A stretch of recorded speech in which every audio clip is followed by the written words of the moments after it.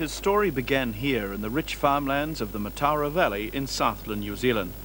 It's an area that's produced so many outstanding horses. Young Quinn bred only miles away. And down this aptly named road is Chimes Lodge, the standard-bred nursery of Scottish brothers Davy and Sandy Todd. This was Cardi's first home. In this environment, the plain but strong colt was nurtured, educated, and there he developed into a thick-set bay. Gelded at 5 months, Cardi faced strict discipline in those early years from his Scottish masters. Davy is the only surviving brother of the Todd duo, and he drove the 3-year-old in his first ever race at Wyndham in November '59. Although a short-priced favourite, he could only finish 4th. But on the 20th of April 1960, Cardigan Bay won the first of 80 races, and so began a great career. Cardigan Bay is in the hands of Peter Wolfenden, acknowledged as one of New Zealand's finest drivers, but he's never won an Inter-Dominion. As Cardigan Bay makes his run down the back the last time, Idle Raider falls without interference. Cardigan Bay misses the trouble and sets out after the leader, Waitaki Hanover. In the centre, dropping back a little now. Oh, Idle Raider came down there and interfered with several runners. Carts going in all directions, but around the home turn. And Cardigan Bay, the leader, from Waitaki Hanover on the inside. And Cardigan Bay won the money. Cardigan Bay has won the money from Dusty Miller, who flew home on the outside. From Cardigan Bay with 3 to go. Later that year, the grand champion started off 54 yards in the New Zealand Cup. On the outside of these two, they make their way round the far bend. In Robin Dundee moving through on the inner. A length into Earl, they make their way past the 2, and Cardigan Bay the leader. Cardigan Bay on the outside by half a length. Mariti being kept up with work on the inner there, followed by Vanderford on the outside and Robin Dundee on the inner. And round the bend they come. They've got just over a furlong and a quarter to go. And Cardigan Bay is the leader. It's Cardigan Bay by 3/4 of a length from Robin Dundee in the middle of the Riti down on the inside and Vanderford on the outside. But Cardigan Bay is hanging on. Robin Dundee is catching Master Allen also. But they race past the boat and Cardigan Bay is the winner.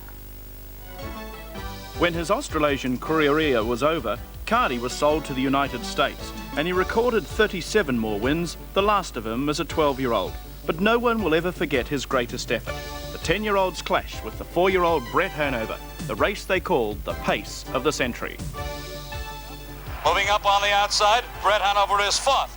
They go to 3/4 and 1/30 and 4/5. Into the last turn, Sweet Luck is in front. Cardigan Bay going up on the outside is second by a neck. Along the inside, Fire Sweep is 3rd. Brett Hanover moving up on the outside, a close-up 4th. Adios Marches is 5th. Here they are at the head of the stretch. It's Sweet Luck along the rail, Cardigan Bay, and a length behind Cardigan Bay. That's Brett Hanover. Cardigan Bay is in front. Cardigan Bay coasting to a 3-length victory in front of a record 37,000-strong crowd. Well, those halcyon days are now well behind the champion, but life continues for him at Puketutu Island on the Manukau, a private retreat of noted Aucklander Sir Henry Kelleher. How are you? Hey. Well, you're looking well. Wonderful, wonderful, wonderful horse. Sir Henry, Great pacer. there's a rumour going round that you might be sharing a similar age as this fellow. That's not true, is it? Oh, I think it would be, roughly. Roughly? In horse years, yes. Is that yes. so? That's so, yes. So he's into his 31st year, which is equivalent to around about 90, and That's right, yes. you're pretty close. Very well. I'm a little bit over the 90. Well, may I say that you're both looking hale and hearty. Well, we still both enjoy life here.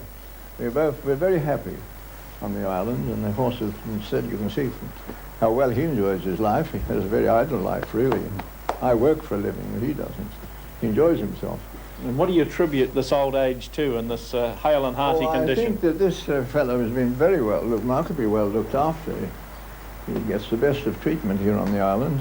He's a great favourite with everybody, of course. It's remarkable, really, the interest the old fellow creates after so many years. It's a long time since he was racing. But they still remember him. He's had a remarkable career. He's a remarkable horse. Probably one of the greats in this country, this horse. He's on a par with the great Farlap, you know, it's a great galloper that the country produced. Now he's a magnificent animal. We're proud of you, Cardi, aren't we? One of his closest mates these days is the highly rated thoroughbred stallion Ivory Hunter, an up-and-coming sire happily domiciled alongside the veteran gelding. This idyllic arrangement only upset when one leaves the security of the stable box. Despite a little moisture in the air, this is Cardi at home, relaxed and carefully managed by the staff of Puketutu Island.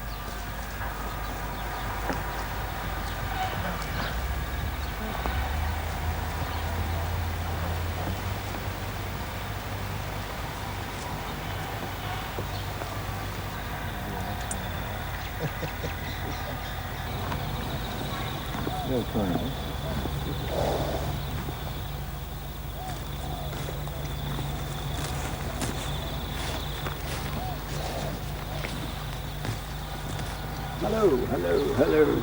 Well, here's one horse that requires no introduction, Cardigan Bay.